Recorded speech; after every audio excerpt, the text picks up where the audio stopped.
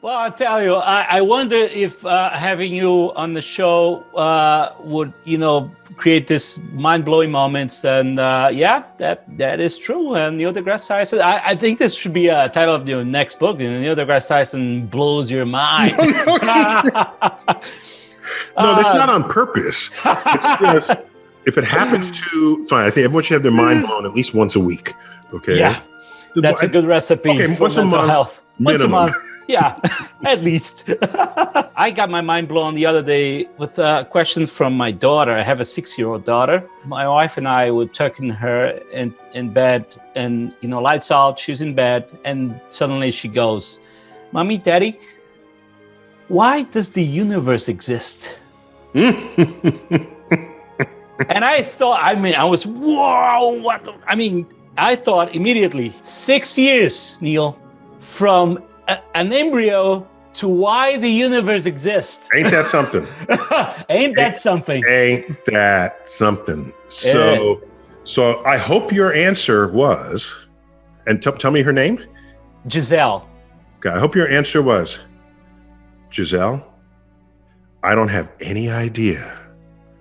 Maybe you will figure this out one day. And then send them off. Okay. I think at parenting, we have this expectation of ourselves that when the kid asks you questions, you just always have an answer.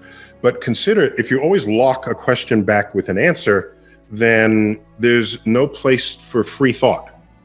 There's no place to wonder, because it's wondering just ends there. And of course, if you know the answer, definitely share it. But you might say, oh, I had that question once too. Here's how I found the answer. And then together you pull one of your fake damn books off your shelf. Okay, here it is. Well, I'll tell you, what are you going to think of you in your fake books? Just think about that. Right.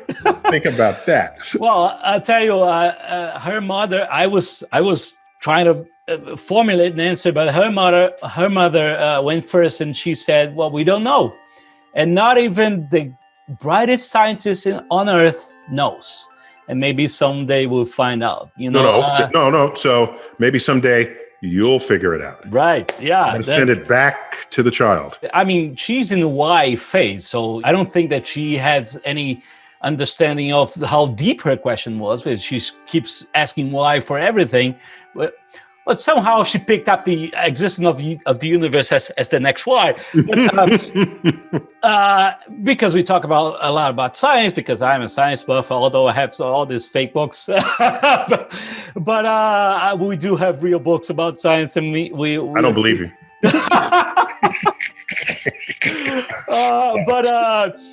I think the best answer that she could have is, any child can have, is the notion that most things we don't know. And it's okay not knowing. I wouldn't even say it's okay not knowing. I would say it's amazing that we don't know. Yeah. So it's not just a fallback.